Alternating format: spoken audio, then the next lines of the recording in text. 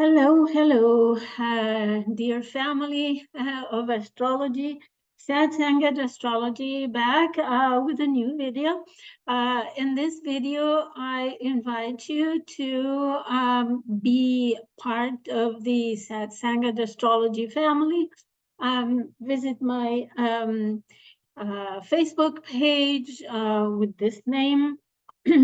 And I need to explain that I do tropical astrology in spite of my name. I do tropical astrology, and I am here to speak about the astrology of these days, end of April and beginning of May. So I'm going to give you just an overview of the general mood of the sky, and then I will dive into the Taurus new moon that will take place May 7, 2024 at 18 degrees of Taurus in 2 minutes, and that will happen at 9 p.m. 22 minutes in Central Time. So coming back to my contact information, because I do readings, so I specialize in vocational orientation for youth when they are struggling to find out what is it that they would like to do in their lives. I can give you guidance, options, and according to the natal chart. For that, you need to have not only date and time, the date and place, but also the time of birth. So if you have the time of birth, I can do a consultation regarding your inclinations, your vocational inclinations. Also, I do counseling for parenting, counseling for relationships, not only couple relationships, but other kinds of partnerships, and also your relationship with your boss, for example, with your co-workers. Even if you don't have the data information for them, I can explore in your chart how you relate to those people, your relationship with your father, with your children, with your sister, with your brother, etc. So astrology is a very practical language. It's a symbolic, archetypal language that can help you dive into who you are and how you relate with the world around you, people and things. So we can explore also the current transits. Some people are experiencing life-changing transits, like at the age of 21, 42, 29, 63, 58 through 60, and even the teenager years. So there are times in life where we are pressure to make changes, and we might benefit from an analysis of the astrology. So major transits as well. Also, I use progressions, profections, and other techniques to help me find the answers that you have. So I will also talk about the Taurus new moon and how it will affect people in general in different positions. I will analyze the chart immediately. And before that, I wanted to let you know that I am present in social media. This is my email information. You can write to me if you're interested. So this is a very personalized, individual relationship that you will have with me. I don't do ready-made reports. I do a personal interaction with you, with your real life, observing and correlating with the astrology in order to find the answers that you look for. So here are the places where you find my publications. I have a blog that I write, satsang at astrology.blogspot.com. I'm writing a series on the world that is coming. The last episode was the Jupiter-Uranus conjunction, and I can help you understand how that works in your personal life. So don't hesitate to contact me. And now I will dive into the astrology. So I'm going to start with another chart, so I can talk about other things for now. So here we are, Sunday, the 28th of April, 2024. So we are in the Taurus season, so we need to slow down, right? And observe and adopt the natural rhythms of the rhythms of nature that will benefit us a lot. So April 28th, I'm recording this. It is 9:48 Pacific time, 11:48 Central time, 12:48 Eastern time. Just to let you know, as a curiosity. And we have a chart where the moon goes around the zodiac in this about 210 degrees, where there's nothing, is desert land, desert line, no man's land, as they said. And she, as she goes through the whole space, empty space of the zodiac, she's receiving the all this energy from Pisces, from Aries, from Taurus, and from Pluto as well. So for a few months, we are experiencing this phenomenon where the moon is, or the psyche, or people, masses of people, are very much affected and protagonizing this transformation. And why do I say transformation? Because Pluto is what Mark Edmund Jones designates or names the cutting planet. He says that the cutting planet is the planet that, let me read directly, is the planet that, facing in a clockwise direction, the largest open space between two planets in the horoscope. And you see Pluto facing clockwise direction, the biggest empty space we have seen in years, right? So this is a very special configuration that we have, where most of the planets, except Pluto, are in Pisces, ending the zodiac the cycle, and Aries and Taurus beginning something new. So there is no surprise that there are so many endings.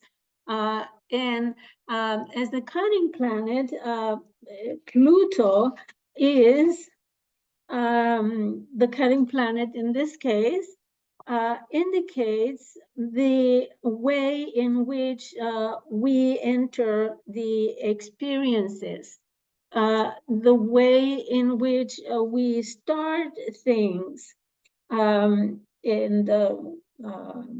we enter into new experiences. So as the moon goes around, she is meeting first with Pluto. Therefore, she's taking the Pluto energy, the Plutonic energy, throughout all the other combinations that she makes. So in this case, we have Pluto, and again, I'm going to read from this book, Predictive Astrology, from Francis Sakoian and Louis Acker. So it says that we enter those experiences through efforts at improving or regenerating the status of the current conditions. There is a great deal of courage and resourcefulness uh, in dealing with new experiences. These experiences may involve corporate money, secret activities, or scientific or occult endeavors. And in this case, Pluto will be, and it's already afflicted, especially by Venus, and we will see it, and it has been by the Sun. So in a square configuration, an angle of 90 degrees of tension. So in this case, there is an autocratic attitude and attempts to influence or remake others. And this goes for people as well as for nations. There is elections in so many countries. I think between 62 and 65 countries have elections this year. So imagine the pressure that those political parties and candidates are exerting on society. Pluto in Aquarius, almost obsessive compulsive control over society, in order to change things, in order to make those extreme efforts to reconstruct, to recycle the old and discard whatever is outmoded, the conditions that are obsolete, that do not work anymore. And you may notice that in your own life, how you are in the area or the house of the zodiac occupied by Pluto in Aquarius, how you are discarding things that you don't need anymore, discarding attitudes, predispositions, discarding situations and even people that are not good anymore in your life. If it is in the area of your friends, you will be passing your friends through the sieve, right? And evaluating and weighing things that they're not working anymore for you. So you will be selective in this. So it could happen at the personal level as well. It could happen that you are discarding property, you're discarding possessions that do not serve you anymore, and so many things that you can purge. And the end of this configuration, the objective of this configuration is in reality to purge, to clean, to make, to empty and make room for the new. So there is going to be, in the following several months, where this configuration will continue for many, many months, until, Mercury is the fastest one, but he will be retrograding.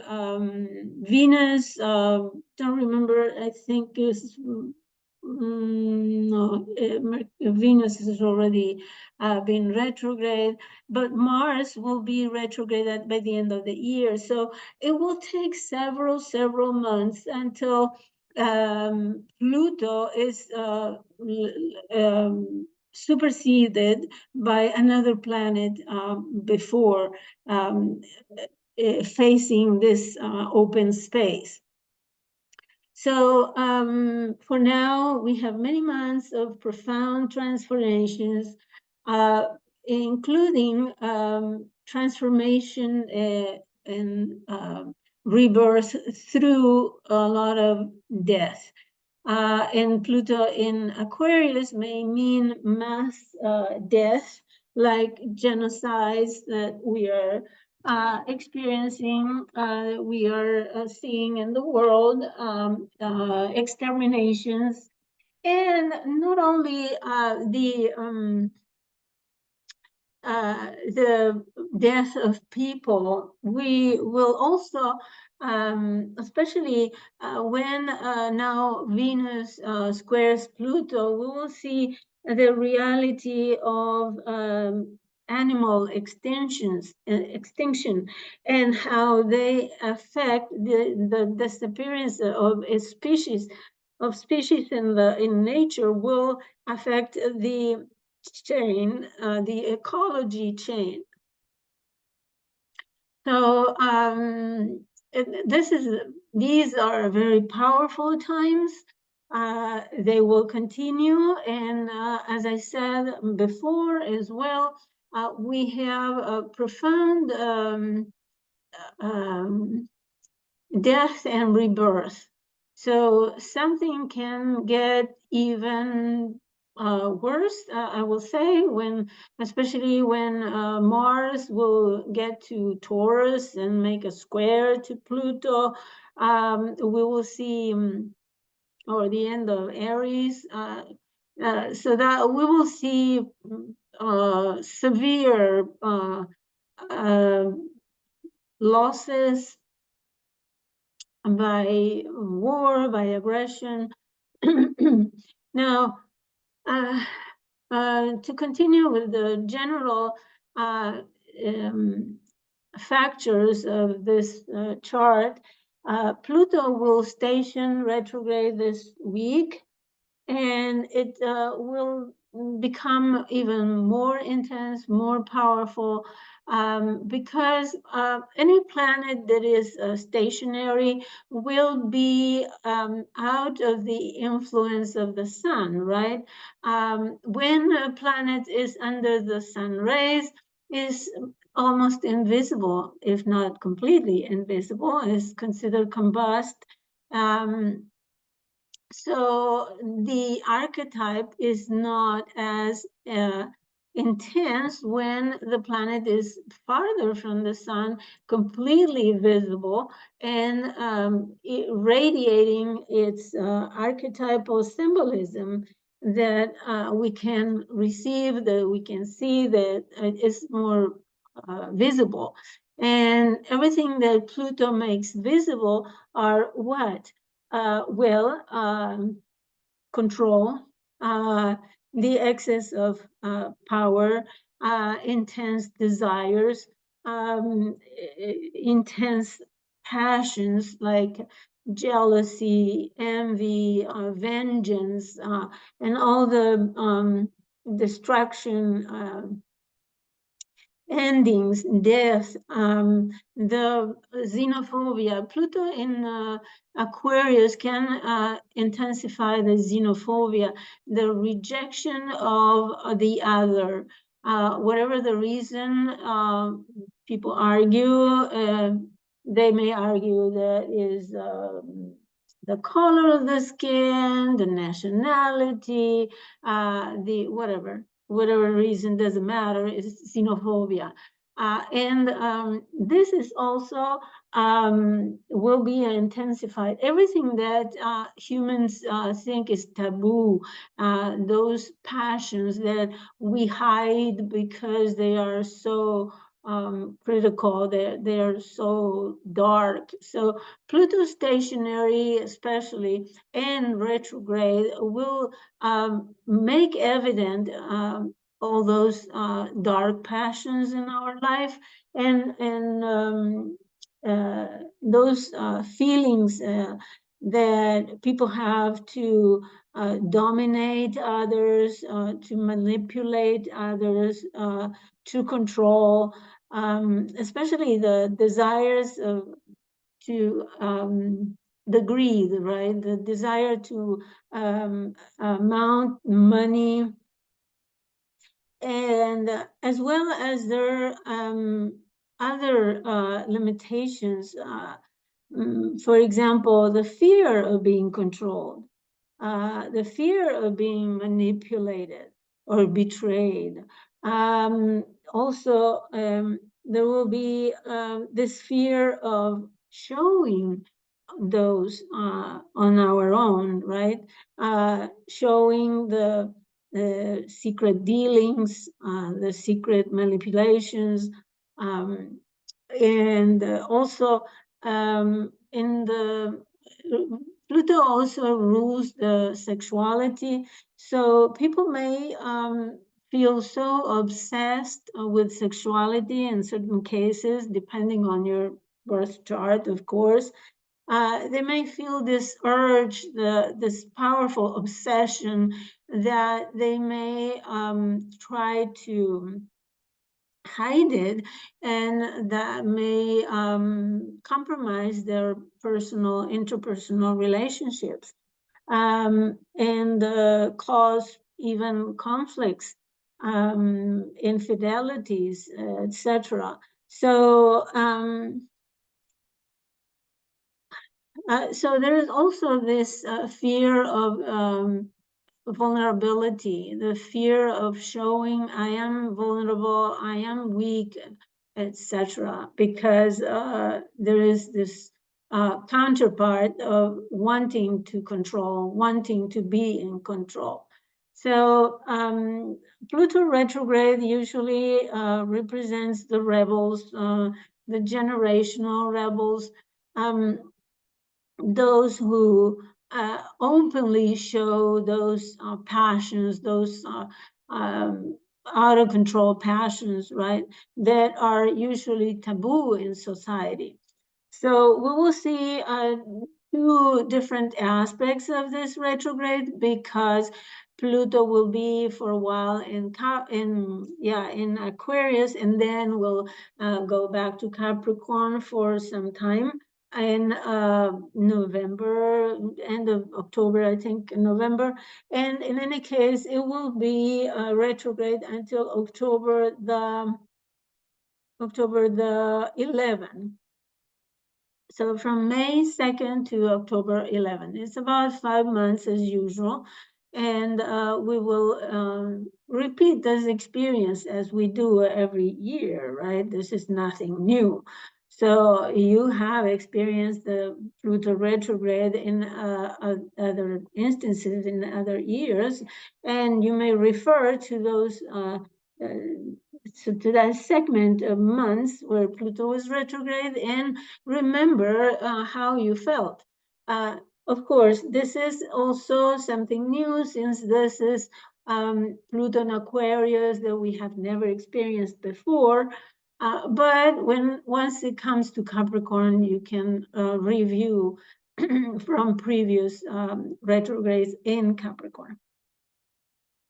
Okay, so the way we are ending experiences, the way we are, our experiences are resulting, is represented by the last planet, the Jupiter in this case, which is expansion, exploration. So we begin transforming and discarding things, and we have open spaces to explore new things. And in Taurus will be resources, ways to get what we need, the pleasures, simpler pleasures of life, money, and other resources that we need to survive. Now, this week also, we will have Venus entering Taurus. Let's go here. We have Venus entering Taurus, and then the following days we will have Mars entering Aries. So, and at this same time, we have the moon conjunct Pluto. So we have this moon Pluto sextiling Mars, and then squaring Venus squaring Pluto. So this is very intense for this week, ending the month of April, so it goes out with a bang, because this sextile is,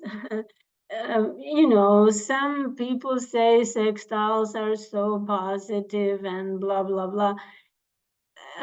In my experience and from my point of view, sextiles facilitate, make the flow of energy easier. It doesn't mean that all of a sudden these so-called malefic planets will become all good and nice, no. They continue their nature, but their relationship flows very easily. What does this mean? Suppose you are at war. Well, the attacks and if you use this energy, everything, aggression or assertiveness or starting something new will be very easy to do.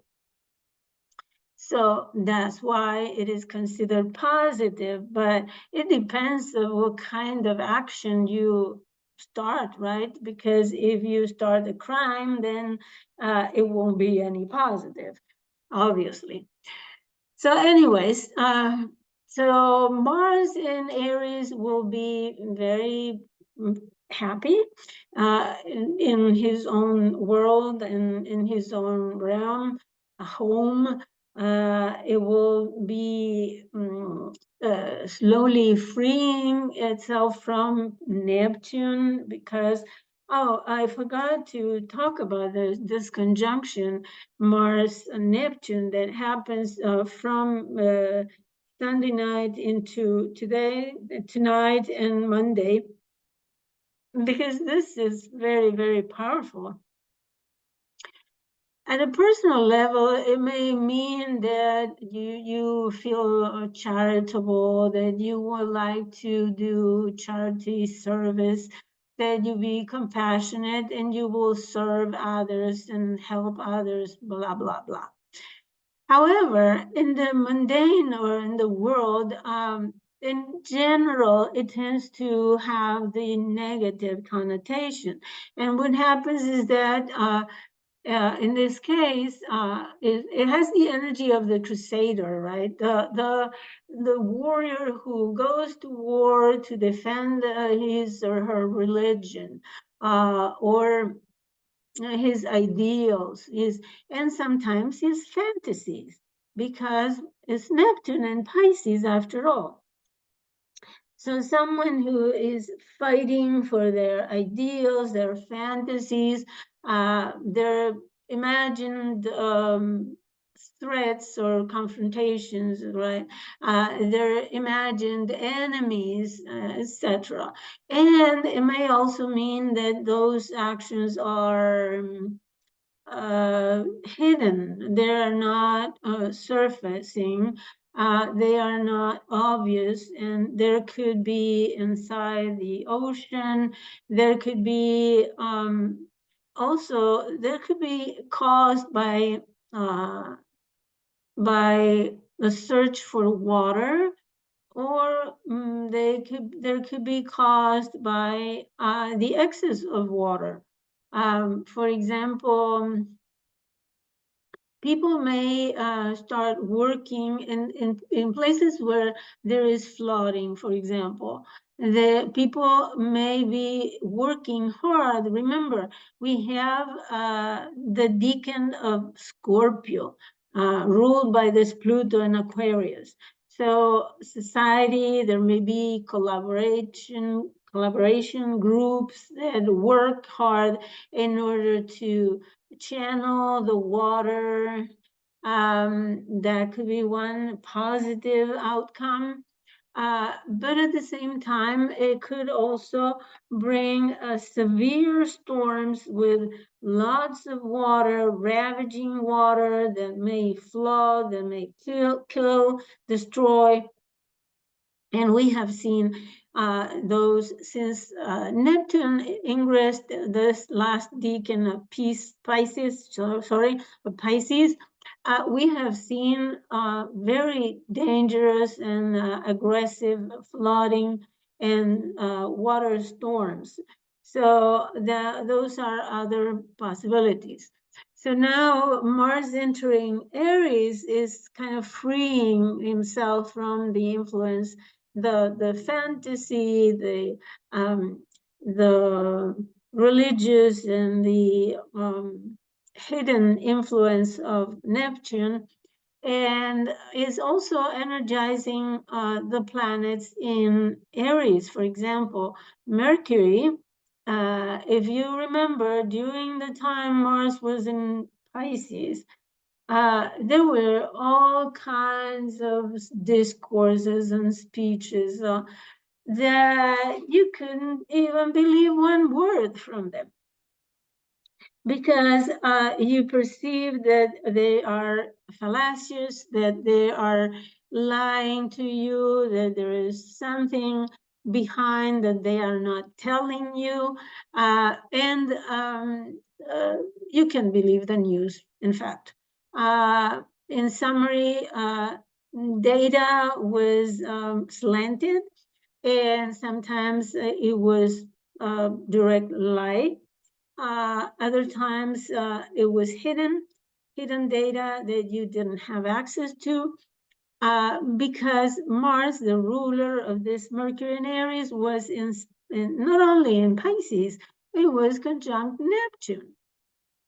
So now your discourse, the data you have access is direct, is impulsive sometimes, and it could lack precision because of the impulsivity.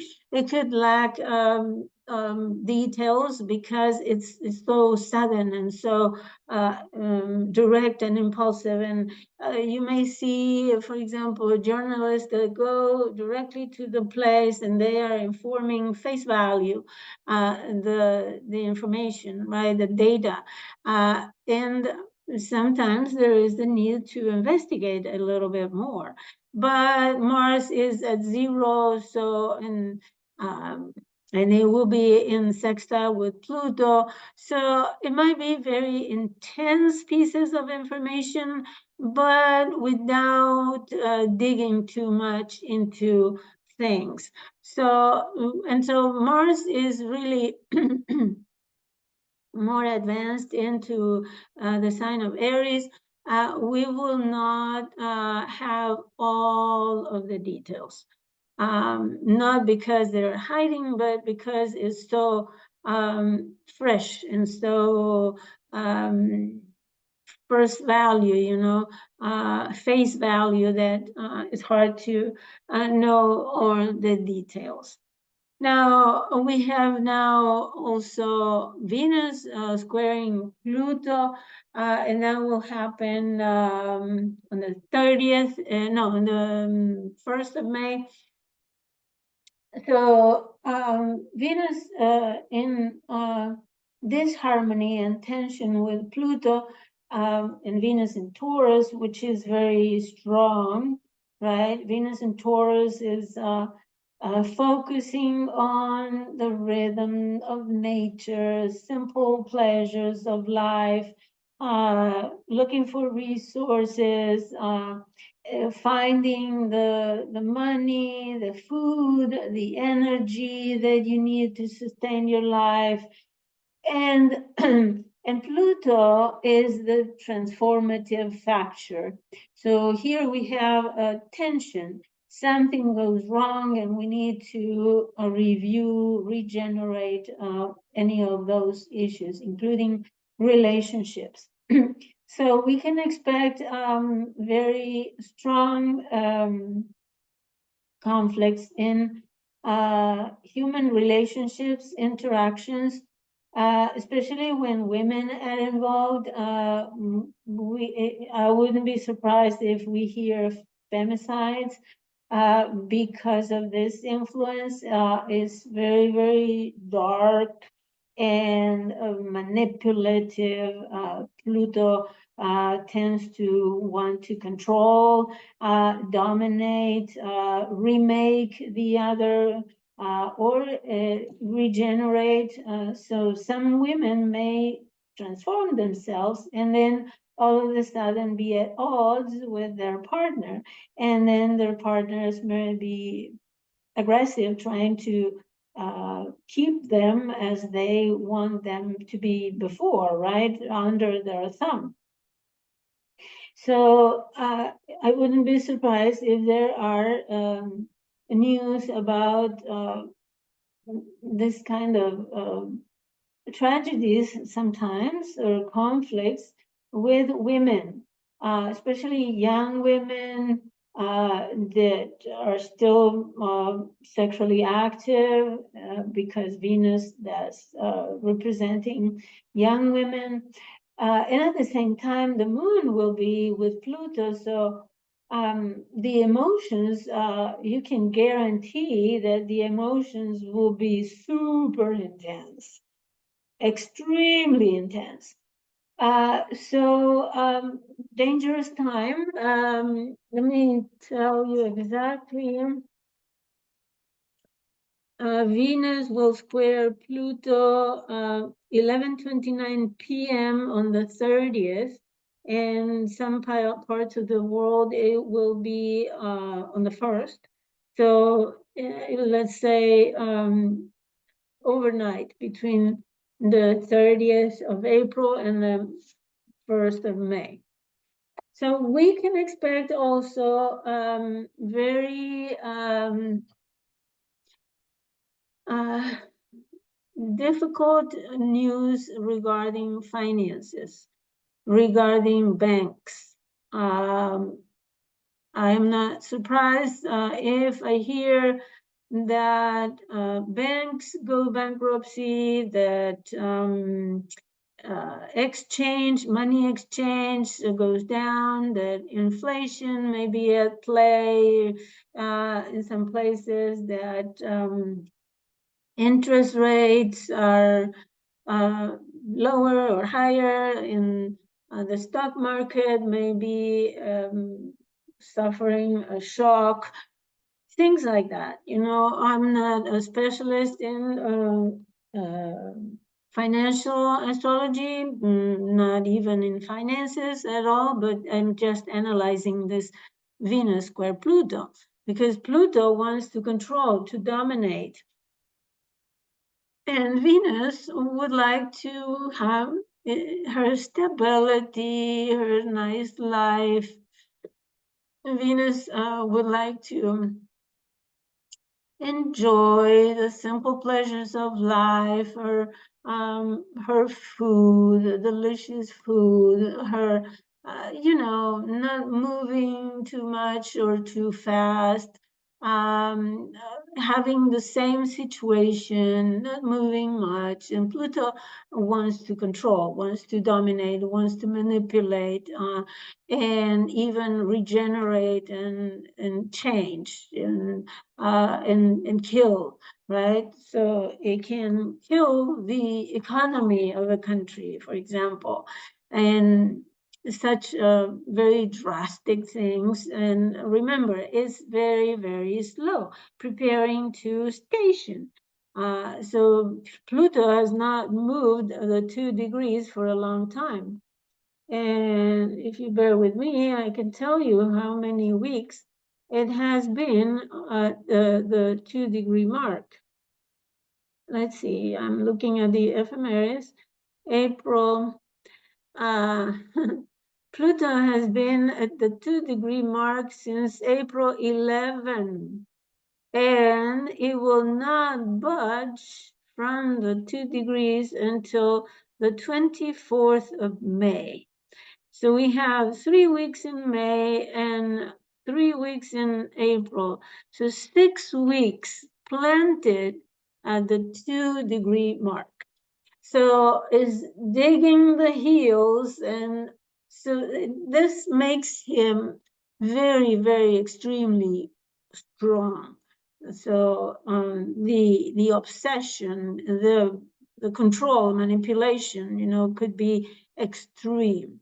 And also the cruelty could be extreme, because Pluto can be perceived as cruel.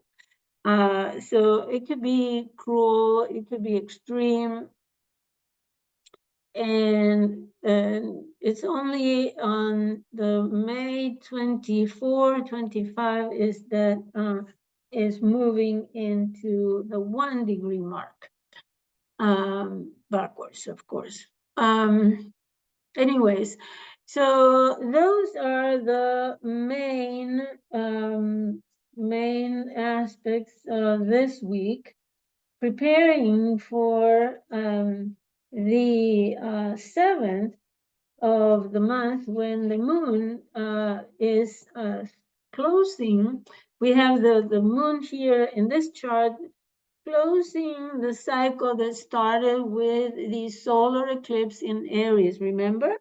19 of Aries conjunct Chiron. So the cycle culminated, found its completion in Scorpio. And we have seen the events for that as well. Now we have the last quarter square. The last quarter square is the crisis in consciousness. And what does that mean? I mean, these beautiful words that are so inspirational. Well, it's just the way we incorporate, we realize, we surrender to the things that we have experienced during this moon cycle since the solar eclipse. So it's a way of realizing, oh, this has changed. Now I am acting this way or that other way that I didn't do it before. And if you notice, it will be squaring the sun, squaring Uranus, squaring Jupiter. So it will be in Aquarius. So these two houses, Aquarius and Taurus, will be significant for you to understand what has happened during this month. What influences, what energies have you experienced, and how they have affected you, and how you are assimilating them, how they have changed your life in a certain way. So suppose that these are your sixth house and your ninth house. Okay, so you are noticing how, for example, your health has an influence on your university courses, how you are performing in college. That could be, right? So try to read the houses and see how you are incorporating the energy of this moon cycle that started with the eclipse. So now I will then go to right before the new moon, on the 6th, we have the conjunction of Mercury and Chiron. So this conjunction is really, we may experience sad news. We may receive news of losses, of painful news, right? In the house occupied by them, by Aries. It could also be really sad and unfortunate news regarding the war front or regarding health. So that kind of thing. I would be curious to find out what your comments are in this regard. But let me share now the chart for the Taurus new moon. Here it is, where they join forces, the moon and the sun, obviously, for a new cycle at 18 degrees 2 minutes of Taurus. And this is the decan of Mercury, or the decan of Virgo. That represents something that is out of balance. You know, Virgo always finds things that are not working well. That's why we Virgos are accused or finding fault everywhere. Why? Because we have a keen eye to find things that are not working properly, right? So at the same time, both rulers, the modern ruler, for me, at least, is Chiron, the mother ruler of Virgo, and the traditional ruler of Virgo is Mercury. They are conjunct in Aries. So this out of balance situation in the economy, Taurus, in the area of resources, of energy, of food provision, in the food distribution, the supply of resources, etc., is due to these bad news in the conflicts, in aggression, in war zones, etc. So very easy, right, to interpret. But let's see what the Sabian symbol is saying from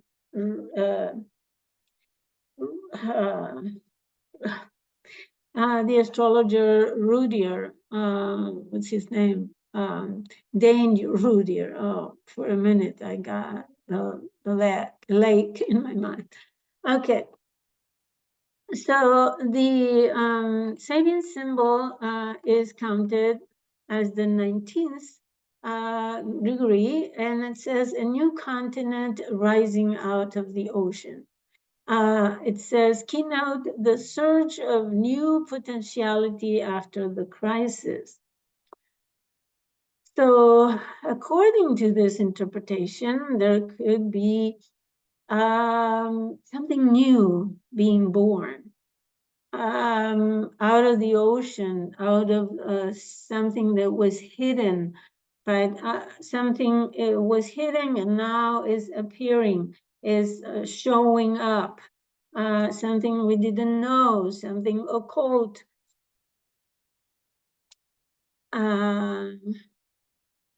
He explains, when the mind has been emptied and light has been called upon to purify the consciousness, freed from its attachment and contaminations, a new release of life can emerge out of the infinite ocean of potentiality, the virgin space, the chaos space, right?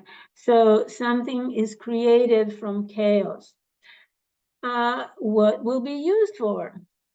And in my way of interpreting this symbol is that, yes, destruction, chaos, and discomfort in all that is going on may give birth to something new. It could be a bud coming up regarding financial matters, economic matters, and also it could be the consequences for the earth, for the ecology, for nature in general. But for us, moon is our psyche and conscious, sun is our conscious organizer. So we are gathering together those two elements and making a new birth for something regarding the area where Taurus falls. Now, the 18 degrees is also related to, according to Nicola Stoyanovich, to Virgo, right? So he says that is a very unfortunate degree. He associates that with severe crisis, with very bad luck, with tragedies and such. Not a good number. If you were born on the 18 of a month, or if you have the ascendant on the 18 degree of some any sign, I would like to hear your stories, because we really need to confirm these theories that are exposed, by astrologers through observation and correlation. So you need to tell me what your experience are with the 18 degree, for example. Nikola Stoyanovich says that there are murders and assassinations and things very obscure. So, and he has examples, but sometimes people can cherry pick, and I would like to have a deeper study on this. Anyways, so this is a new start that may not be in good balance. Let's say that for sure, because it's in the decan of Virgo and the degree of Virgo. Something is not well balanced. Something is not working perfectly. Even though the regent, the ruler of Taurus is within 8 degrees orb. So, and this new moon is also very close to Uranus and Jupiter. So, and this is a very powerful stellium, 5 planets that are intensifying the area where Taurus is, the sign of Taurus.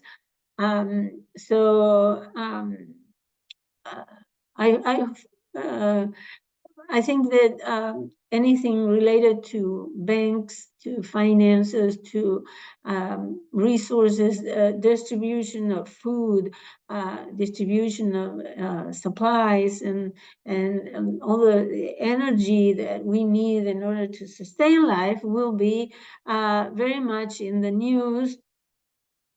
In your case, you need to know the themes for the house occupied by Taurus, right? If it is your second house, definitely it will be your money, your resources, and even your family, your values, right? So here we have also something new regarding your values. What is it that you value? What is it that is important for you? So that's one thing. And another thing to consider is this strong square between Ceres and the conjunction of Mercury and Chiron.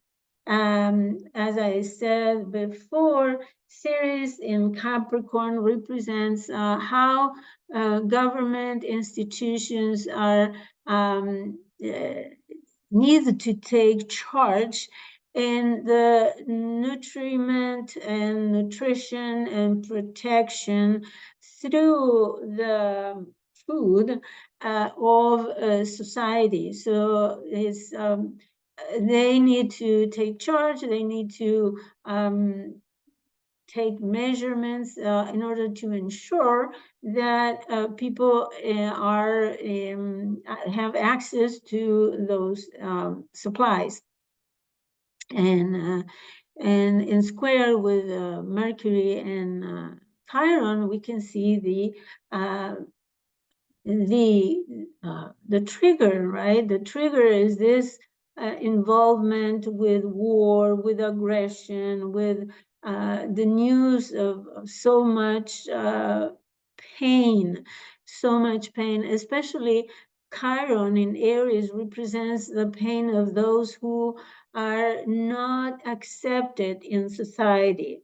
And you name them, there are so many groups that are being underserved, even rejected, disability, people with disabilities, people who are of different colors, people who are different gender identity, people who have other sexual orientation, people who are of different nationality, refugees, asylum seekers. And as I said, Pluto in Aquarius makes it for a huge sentiment of xenophobia. And with the migrations as they are today, massive migrations in the world due to war, due to famine, due to all kinds of factors that are attempting to human life. So it's triggering this sentiment that, well, we don't want to accept them because they're different, because they're poor, because they are needy, etc. And many people reject people who are different. So these are unfortunate shadows of the human psyche that will be very obvious during the Pluto retrograde, as I explained at the beginning. So what else can I tell you? Those are the main the most important factors of if we can count this trine between Ceres and Uranus, it's applying, so Ceres is applying to the trine, so it's a very strong aspect. So there could be instability in the provision of cereals or other sources of food. So, well, I think that's all I am going to say about this new moon. I hope you set your intentions. Remember to wait until the moon smiles in the sky before you start any action related to what you want to start. Now, look at this picture. As above, so below. So we are the same as the sky. It's not that the sky makes us do anything. We are the sky. We are the universe. And the universe is inside of us. Remember that this week, so you don't feel separated from everything that surrounds you. So I hope you have a very nice week, and I'll see you next time.